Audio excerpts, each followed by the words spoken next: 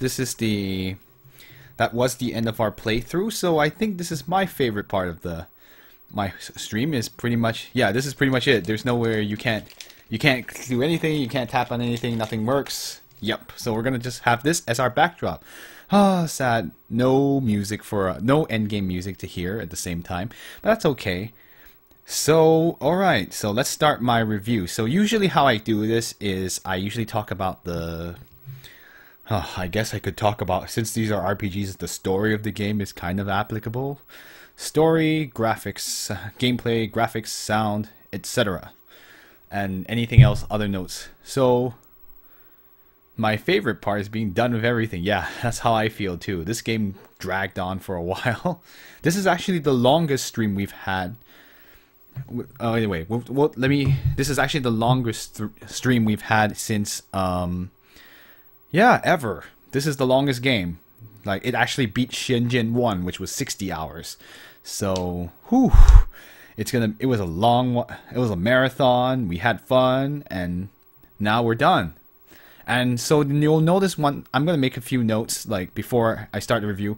There is one thing, like, why does this say episode 5? Because, as Forte was mentioning, that this game was originally planned to be 6 episodes. And, they had a pitch to do 6 of them, but only Square was a little bit like, I'm not sure we want to do that many games. So they chose the script that was be the most interesting, and it was episode 5, which is the one with Faye, and which is our story with Faye and Ellie and all those people. So that's why it says episode 5, the end. Alas, it's not likely you'll get to hear that, you'll get to hear about episode 6, 4, 3, 2, or 1, because they're not in Square Enix anymore. They're in Monolith Soft, so they work on Xenoblade and Xenoblade X, which is coming out in December for the West. So that's the only reason why you see an episode 5 here. So anyway, let's begin the review. My favorite part of the stream. Anyway, so with the story, wow. That's like, it's only 1:30, it's only early. Yeah, it's early for us night owls, right? But, wow, that story. So, I feel like, in the end, like, overall, the story is really, really interesting. It combined philosophy, religion, politics, and I don't know, it's like genuine emotion together. And while there are some parts that kind of dragged on, like there were, yeah, like some parts like felt a little monologue-y, because like I felt like the monologue kind of took forever in some cases. So I also blame a lot, like this is also a good time to talk about the localization of the game. That localization, I really feel that unfortunately the translation and the editing was not very good for this game, and it was kind of on par with, like, FF7 also suffers from this problem, but this game, of all games, this game had to suffer from the same problem too. With such a big, gigantic story, having this kind of translation really did kind of pulled down a lot of the feel of the story. So unlike Earthbound, which was done 3 years prior and was done very, very well, this game didn't get the love that Earthbound did in terms of translation. And there's actually a story, this is actually a bit of a tangent, but I do realize that it was basically one guy doing this and like sleeping over at night. And unfortunately, it's a shame that Squaresoft, not Enix. They weren't Square Enix back then. Squaresoft caused this they didn't budget properly. They didn't give it the treatment it needed, and it shows too. And they didn't have enough resources. So when you have one person doing everything, all the dialogue of the characters don't sound too similar to each other sometimes. Bart kind of suffered a lot because a lot of the comedy parts of his kind of fell because the translation was so awkward and there was misspelling. So I really feel like that dragged down the story, and sometimes I'm actually worried that we might have missed very important points because the translation wasn't up to par. And like the whole And like there's a lot of names that were not translated, like Ouroboros for one thing. That was a kind of a big mistake.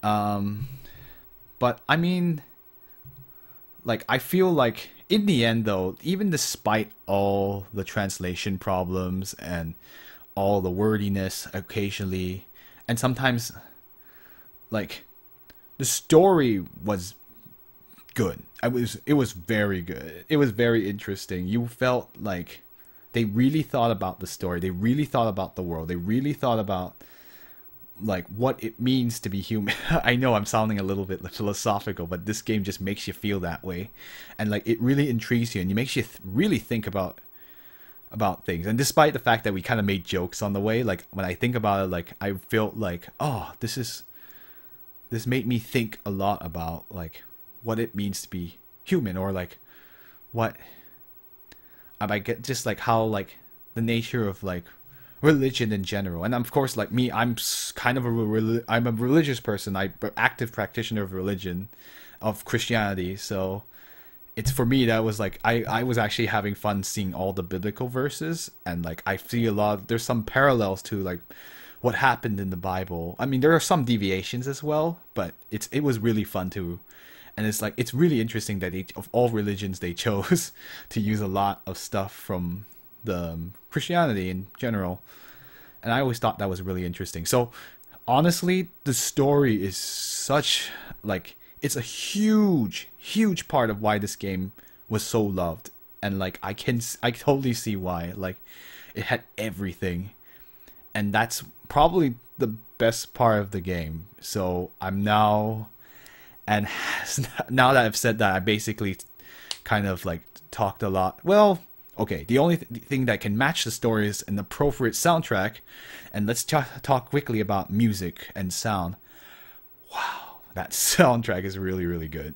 Like of course it's Yasunori Mitsuda, who is a composer for Chrono Cross, Chrono Trigger, and I think Xenosaga Game 1, Episode 1, which I haven't played yet, but wow. This is definitely, you can definitely tell he had a big influence, and there were some really, really great tracks, and like some really, really great music. And it just works so well with the game, and just gives that epic feel. Even the last boss was such an interesting, like you can tell like Yasunori Mitsuda grew from Chrono Trigger. Like the Chrono Trigger soundtrack was pretty good. It was nice. I actually really liked it, but like this is taking it to a whole new level of like awesome. And like I think the only thing that can rival it is Chrono Cross, which is a later work by Yasunori Mitsuda. And like in terms of sound, like I do like that. I mean, given the fact that we're on PlayStation, like the sound effects can't be like super detailed, or it wasn't like super lots of voice acting or anything like that. But it was still very, very. It was very, very. The sound effects were very appropriate. You could mostly tell what was going on, and they were very appropriate. It made you really feel like you were moving a bunch of robots around with the falling and the clanking. It was great. All right, now that brings me to VA work. So there isn't this is a PlayStation game, so there isn't too many because of disc restrictions. The voice work in this game is very, it's the 90s, that's for sure. Like the lip syncing was kind of before Squaresoft kind of made lip syncing a high priority. The anime cutscene, particularly the ending one we just saw, was kind of off sync, and the acting was okay. It was good enough, I guess, serviceable. It's not that bad. It's not bad for these times, but it is what it is, right?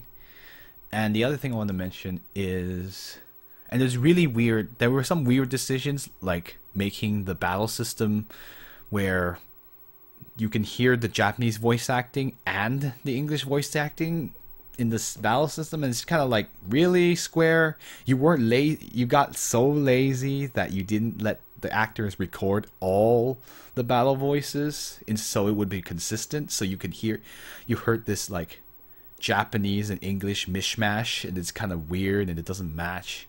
I felt that was kind of amateur, honestly. And like this game, basically the theme of the game so far is budget. Just you could have done so much, but you didn't have enough budget, and the translation and the VA work suffered for it. Okay, so that brings me to I guess I'll go for graphics first. We'll say the graphics for this game are actually I feel like they've aged better than Final Fantasy VII for one thing. Yeah, that game didn't. That game certainly has not aged well in terms of graphics. The characters look fine, but I feel like the dungeons sometimes it was difficult to really see what was going on, and certain things you could easily miss, and like that actually caused a lot of problems. If you've noticed when we were doing dungeons earlier in particular, that sometimes you're like, I can't tell whether that's interactable or not, or like I'm not given cues to see it because it was like it's so rough that it's hard to tell. Granted, it is better than FF7 in this particular regard, so I will give it props for like they at least made things pretty obvious. But there were certain things that were like super small and you couldn't tell you could interact until you mashed X next to it. I'm not very happy about that, but I realized that this is the awkward period in PlayStation graphics. Of course, old school 3D, guys. A lot of old Nintendo 64 and PlayStation games suffer from this problem too. I guess Sega Saturn in a way, but that was a little bit less. So, because I was more of a 2D console, it took an hour to find the little manhole. Yeah. Things like that where like they're so obscured by the how grainy the graphics are, then it sucked. It was very difficult, and I really think that kind of hurt the game sometimes, especially with dungeons. And like the anime cutscenes were actually quite good for the time. Like you can like it's a little compressed, but even here on a decent standard definition TV, it actually doesn't look that bad. It looks pretty good actually, and like. I was always intrigued by the choice to just kind of intermix anime with 3D. It's a very interesting choice, and like you can see the character designs kind of shine in the animation. It's actually pretty good. I was very impressed. I was like, oh, this is actually looks good. So props to Production IG. Good job, guys. Now, yeah, now. So basically, I think the graphics are not bad for this time and age. At least it could have been worse. It could have been worse. Not great, but it could have been worse. All right, now for the meat of the review, which is the gameplay. Oh boy, I've got a lot to say about this one.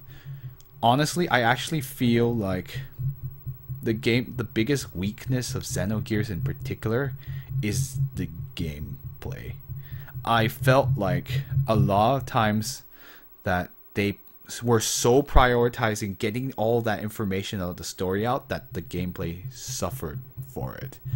Because there were quite a few streams where within 2 hours there was no gameplay. There was like one instance of battle, and this got especially this gameplay to story ratio got really bad around this 2, partially because of the fact that this 2 was had to be kind of unfinished, and partially that's budget related. But like they just tried so hard to cram down so much information that the player lost the ability to play, and it was just not very seamless. It was very, how do I say it? It's like it was very abrupt sometimes, and oftentimes like there were a lot of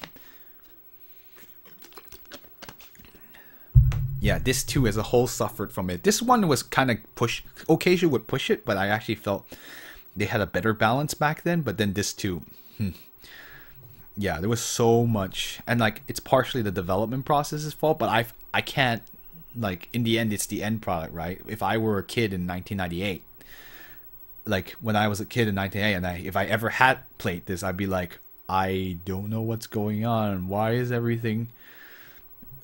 so much text? Why can't I play anything?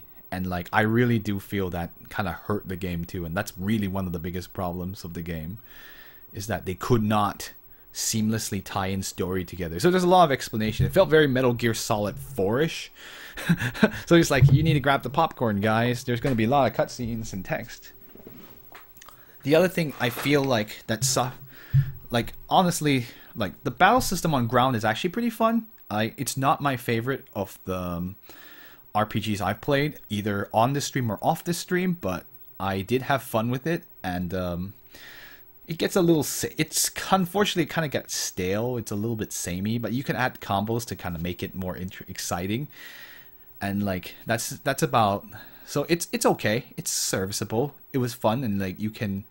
There's a lot of room for experimentation and messing around, and I kind of like that. But at the same time, the battle system really doesn't change very much on ground, so it got kind of boring after a while, even with combos. But I mean, you can do some neat things, but it's not my favorite of the systems. But then we get to the gear battle system, and my verdict on it is that it's probably one of the worst parts of the game. How much? Let's go. Let's start on the tirade. So you might have heard this when I was talking about it during other streams, but it's basically a battle system where it's difficult to heal. It's difficult to. It's basically the battle system for Gears encourages you to play the war of attrition. The war of attrition. Basically, you're fighting the boss until one of you dies, and although you have ways to mitigate it, the fuel system just makes it so much worse because that gives you a limited amount of actions, and you can't recover the fuel very quickly without special items like the Z charger, which you don't get until way later in the very late in the game. And it just made the battle system a chore because and the worst part, you couldn't experiment. You weren't given, unlike in ground battles where you have time to experiment and to mess around. That 30 fuel charge is just awful. So you'll never be able to restore enough actions in time to do experimentations because you'll be dead. And and I actually really hate the gear boss battle design is really. I really hated most of the boss battles. Like, not because they're particularly bad if you know what to do. It's just that, yes, I just finished it. I took a little break and I'm actually reviewing it now. So, gear battle, boss battles is like you're not given enough information to figure out how to do it. If you came in with the wrong equipment, you're dead. So, you pretty much are screwed. If you played blind like I did and you didn't know what to do, you went into a battle, you might die. And then you have to start over and listen to 50 million cuts, 5 minutes of cutscenes again and skip through it. And then you have to wait until you can try again and try your new strategy. And if your new strategy doesn't work, you just get killed again. And then you have to go back outside and go through all the cutscenes. I hated doing that. Like, I really feel like that was really annoying. And I know it's the time before scene skip was really a thing, but it's like the lack of the ability to skip through text quickly and the way the boss battles were designed, especially in Disc 2, then is like you had difficulty knowing what would happen, and you have to prepare and you have to just trial and error. It was just really bothersome to do. And I think it was just it made gear battles really unfun. And like I just hate the fuel system so much. And like I know only Choo Choo is immune to it, but everyone else is just ugh. It's probably one of the worst things about the game, and it's sad too because you would think that a battle system where you're piloting robots. Oh hello, and oh by the way, hello Ryu. I'm gonna greet you because I forgot to greet you while I was talking, rattling on about gear battle systems. But like you lost, like it just made it really a chore. It's a chore. It's just like you're just panicking because you don't know if you'll win, and you realize, oh shoot, the equipment I have is completely wrong for this battle, and I'm going to get killed because I can't damage the boss, or the boss is going to just kill me in 2 hits. And so I feel like that hurt the game a lot too.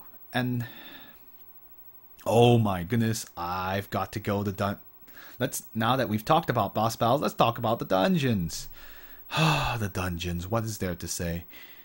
The game suffers once again from Marloot battle at days. Huh. I don't know what's the Marloot battle. And let me think, what else was I gonna say? Oh, the dungeons. This is another problem with the game. So where do I start? 1, no minimap. So you get lost, you're dead. You don't get to figure out stuff to do. Time to restart, see how the other support battle. The battles, the dungeons were such a chore. And okay, this kind of ties in with how the controls. Let's talk about the controls really quick, since it kind of ties in with the dungeons. First of all, jumping is stupid. Okay, fine, it's not stupid. If done well, it could be awesome, like in a Mario game. Or even in Zelda, you can kind of jump pretty well, for the most part.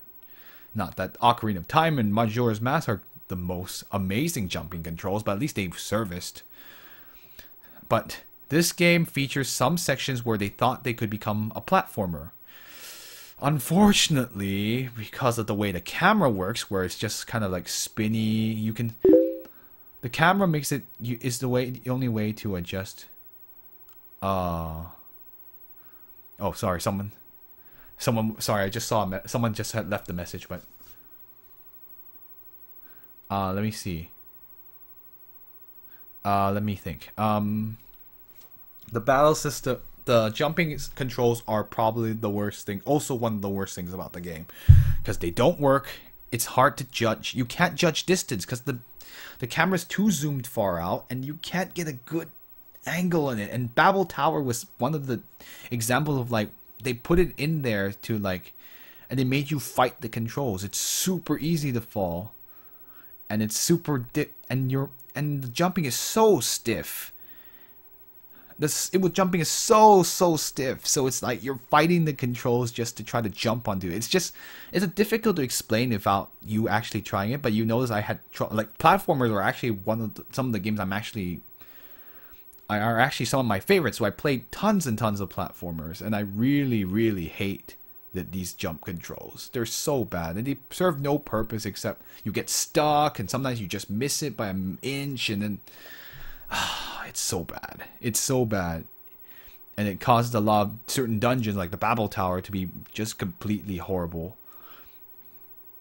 And like the controls are so bad with jumping, and like the angles are so difficult to get sometimes because certain things in the map will just block it, and you're so disoriented from the camera angle. And it's worse because you don't have a map, so you don't know what direction to go to, and you have to use the compass. But if the compass is no use if you don't have a map, so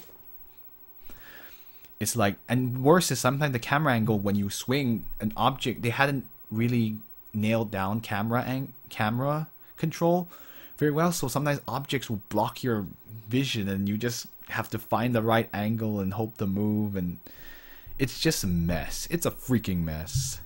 The controls in this game are a mess. They basically tried to be too innovative, and the execution is just not there. And that also means like it ties in also with how the dungeons are set up. Sometimes they're easy, very easy to get lost. It's fortunate that I'm okay at dealing with stupidly long dungeons now. Apparently, I got through the final dungeon in record time, in my opinion. I didn't know how I did it, but the map really helped. But like the dungeons are so bad. The encounter rate is also, there's also the other thing, like basically the dungeons weave on forever, are difficult. There's no distinguishing features. There's nothing interesting, and some of the puzzles were really obscure, and they were just not. I think they were hampered also by the fact that the translation didn't help sometimes. So you're just like, what do I do? And you're not presented with information that really help you determine what to do, and sometimes it's just too cryptic. They try too hard to slow you down with puzzles, and you're just like, you just get stuck there. And like the puzzles are just not well made at all. Oh my goodness, I feel really bad. I'm just tearing apart this gameplay. I feel like I'm stepping on sacred ground here, but anyway, let me think. Anything else? Yes, the other thing, menus also take too long to load too.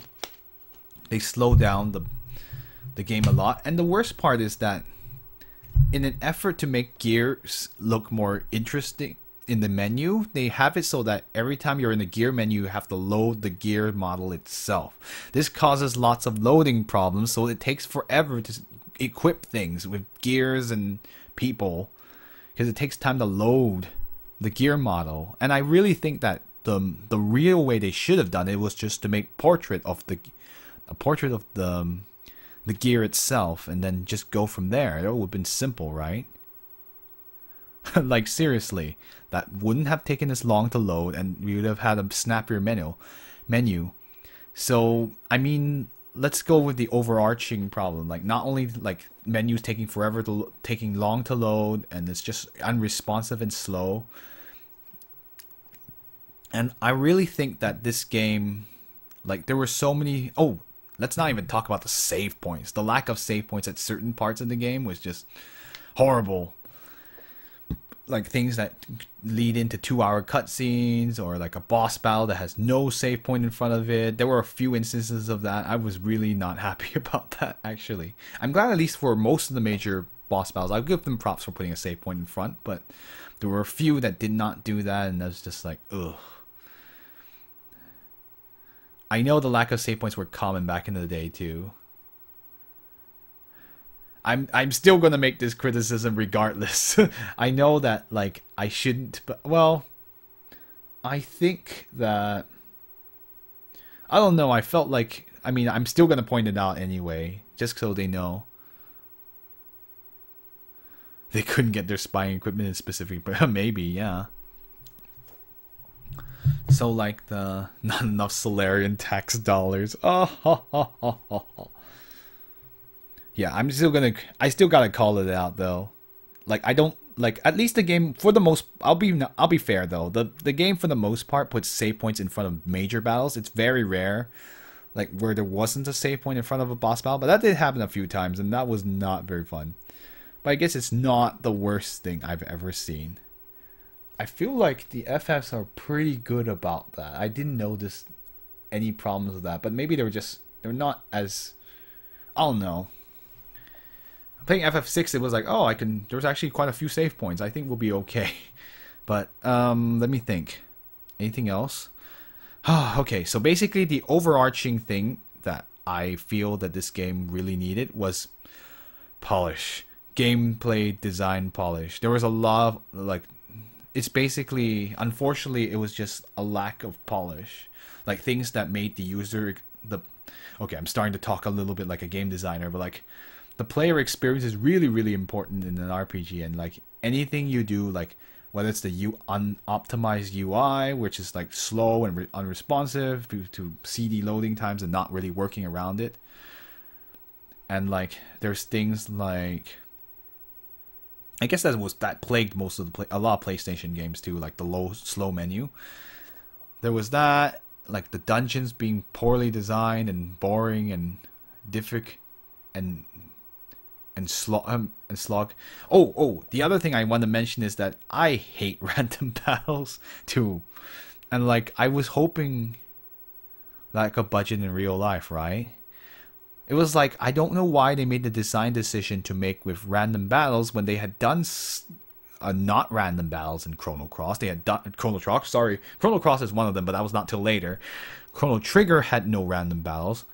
Earthbound didn't have random battles.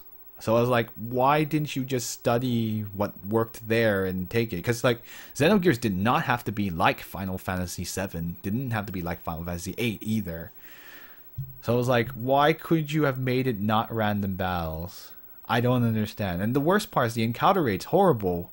Oh, you know what's even better, even worse than that? You can get into an encounter just for swinging the camera around or jumping. Yay! Jumping in place. Hooray for us. Breath of Fire 3 random battles. Oh, I'm not saying Xenogears is the worst thing I've ever seen, but oh, many of those, I'm sure, when you walk in the door. Yeah, no kidding. I hated that too. They shouldn't be allowed to attack you when you're in the opening a door. Oh, whatever. I was like, why couldn't you have taken the design paradigms from other games that had come out earlier than this game? Yeah, no, in camera angles. It's just, ugh. And sometimes the encounter rate was really inconsistent. So you get into a battle a lot of times, or sometimes you just get into none at all. So I hated that too. I never liked random battles to begin with. I actually like the. Oh yeah, the random in front of save points are the worst too. And like you're just. So basically, this game needed design polish. Like it needed someone to really go. Like, here's the thing. Like Earthbound, for the most part, is well designed, where the dungeons are not too are tuned so they're not impossible, and the enemies are right in front of are in clear view, so you can see how best to approach them. You see what type of enemy, and you can even do some tricks to change them. But that's a separate thing. And so you're able to prepare for a battle ahead of time and then like go for it.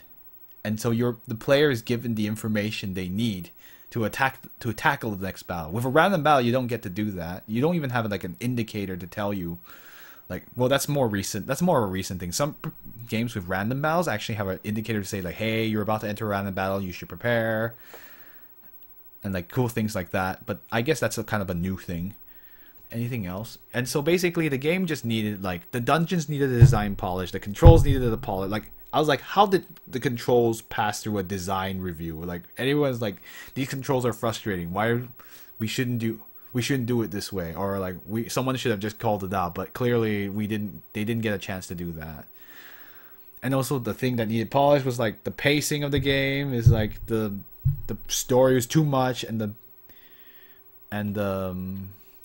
the story is too much, and we put too much story here. We didn't pace it out in time. But I guess that's also part. But I really think that ultimately what sunk it, the gameplay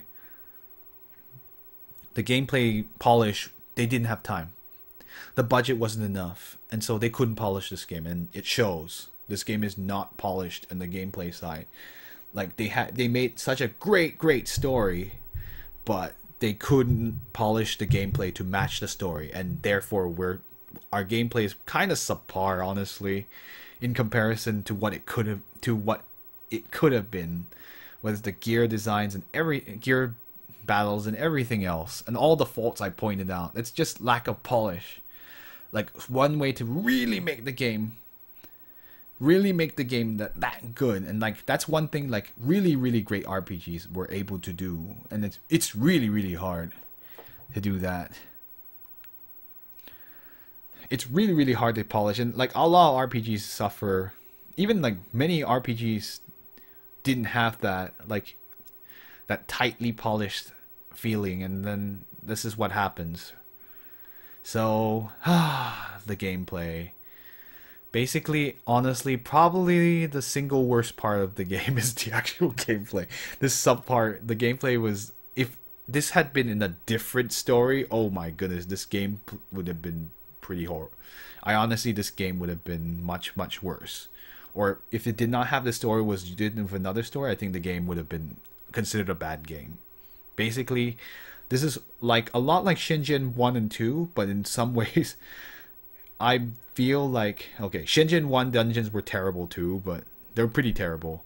I mean, Xenogears is a little better than Shenzhen 1. It's better than Shenzhen 1 on dungeons, but it's like, it took too long. Yeah.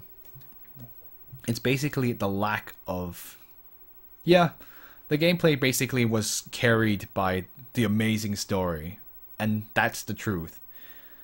So the gameplay is not great, but let's see. So in the end, like, let's think about how overall would I play this. Like, what do I think about this game? Do I think it's a thumbs up? Thumbs up? I think so.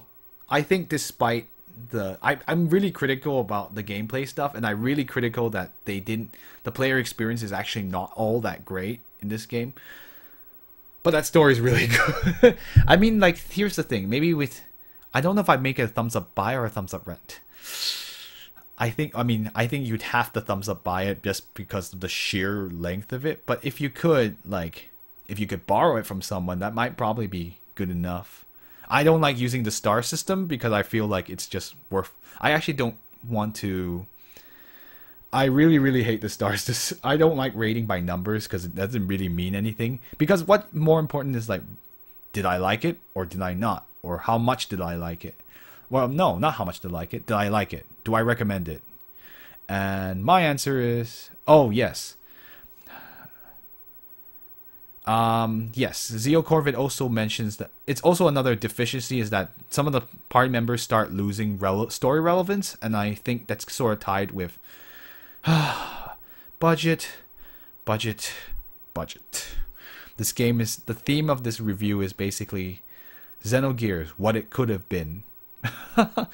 Basically, what it needed budget, and it didn't get budget, and it shows. And this 2 alone shows that if you didn't need it, you need something to hammer it into your face. But yeah, they stopped. Rico stopped being relevant. Billy stopped being relevant. Well, Choo Choo was never really relevant. She was there for fun. Blame FF7. In a way, yeah. I mean, in a way, that's basically what took their development resources. And I love FF7, so I'm not saying that FF7 is a bad game. So, or should be. I don't feel that we should necessarily blame FF7. We should just blame Square. That's the real culprit. Square didn't give enough budget for this game, and it shows. Yeah. The Kaiser? Yeah, I'm pretty sure the Kaiser's dead. He will probably absorb into Deus. That was Rico. Yeah, see? LDLon doesn't even know. Square is the real culprit, guys. Squaresoft didn't budget this game properly, and it shows. And it shows, so... basically, the game is... the game as a whole suffered for it. So, but in the end, I think I can recommend this game. I'm sort of I have some trepidation.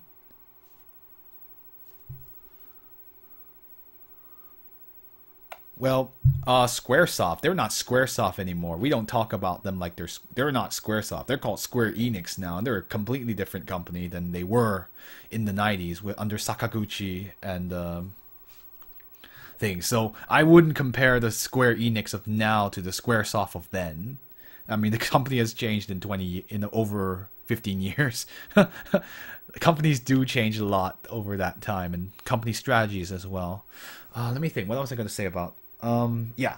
So in the end, I think that if you are a fan of RPGs and you've got a lot of time on your hands, if you're willing to sit through an epic journey, then I still think this game is worth recommending. Do I think it's the best RPG of all time? I cannot call it the best. Well, I can't. There's no such thing as a best RPG anyway. That's always a judgment call. Like, is it one of my favorite RPGs? I'm like, it's one of the best stories I've seen. It was one of the...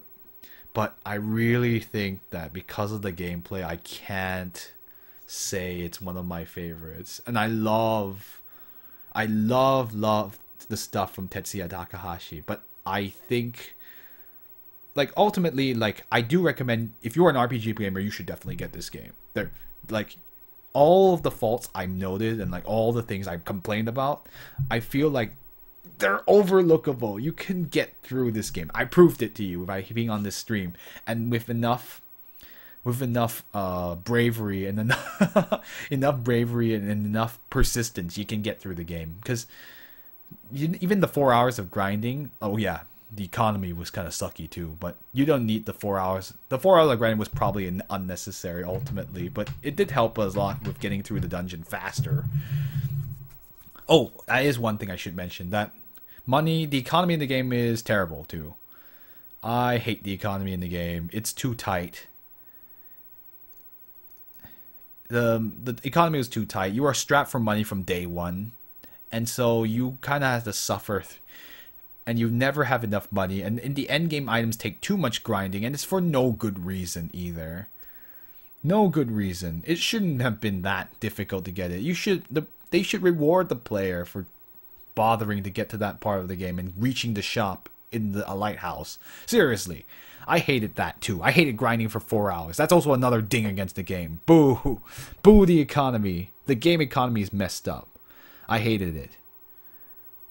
So, alright. I'm sorry for going off on a tangent there, but I think we got all the feedback now. So yes, I recommend it to you if you're an RPG player. You'll probably be okay with that, and you'll probably be okay with the occasional silliness. And the battles are all beatable with some persistence and some strategy. So I really do think that the story is something to be experienced, and like certain parts of the story were so charging. So it's kind of a lot like how I felt about Shenzhen 1, where like the gameplay is not the greatest either, but the story was really, really good too. And one of my favorites as well. Favorite stories, I mean. And this game is like, wow, it's an epic. Like they thought of everything. So I think it's worth it. Now, if you're not a person that plays RPGs, I might tell you to kind of, if you can't handle grinding, or if you prefer something a little more compact, then this is, or something a little more gameplay, this is probably not the game for you. It would probably be best to, I would just, if you really want to, you can story fact it, but I mean, you kind of lose a little bit of it. But honestly, there's the game you could have read as a storybook all of its own. The Legend of Heroes. I never really heard of that series. That might be interesting. Anything else? Oh yeah, and like Bill, basically, yes, I recommend it if you are an RPG player. I think it's totally worth playing. Like I would not say don't get it. It's bad. And like I feel like the story can trump a lot of the gameplay deficiencies. But with a caveat that if you want something more gameplay or a better RPG battle system, and you're playing for RPG battles, you might be better off playing something else. And you don't have to play this one. Yeah, basically, gameplay's not the best either. I'm okay with like okay gameplay. What I'm not happy with is when the gameplay is kind of bad. I think this game is sort of on the border of like bad. It's almost bad. But it's kind of carried a lot by good. Some good stuff. So, would I say, I feel like ultimately to make comparisons, like I feel like later on, like, okay, like some people debate about story, about whether it's like good. Like I actually think that they took, one thing with Xenoblade is that they took a lot of the lessons they learned from this game, and it kind of shows. Basically, they were able to, in which I do recommend that game as well, Xenoblade, because it is the same writer, same Tetsuya Takahashi. And like they kind of took the lessons from the gameplay lessons from this game, and they were actually able to make gameplay really fun and like really interesting, and kind of tie it all into this gigantic world. And yet the story is so crazy, still really crazy. And a lot of the themes are shared. Like you can see a lot of the themes from this game in Xenoblade. I haven't played Xenosaga, so I can't talk about that. And even in Xenoblade X, the designer for the gears of this game is designing the scales of that game. So I'm actually really excited about playing that. And I know it's like the gameplay is completely different, but it should be a lot of fun. And you can tell like they really worked on trying to make the gameplay better. And I actually think the gameplay is really fun in Xenoblade. They did a really good job. And like, of course, it's up to personal taste. It's my personal taste. Not everyone has to share it. I realize this, and I've seen people with many dissenting opinions, even on this stream itself.